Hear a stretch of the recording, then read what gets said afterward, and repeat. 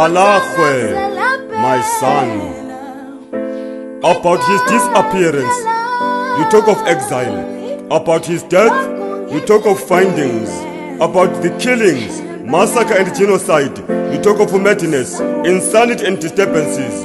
About his bones, you talk of nothing. Bhalagwe, what exactly happened to my son? What scandalous crime did he do? What an unforgivable sin did he commit?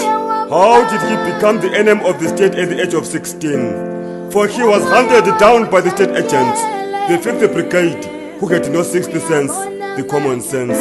Mangingalui, hachikambe kangelui, ufuthi luchekelo luphetheyo. Where is my son, Bhalagwe?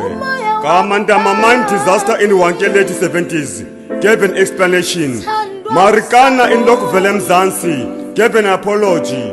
Mass graves in Nyatsonya and Chimoyo have a blueprint history. Bhalagwe, why are you silent about my son who disappeared in 1984?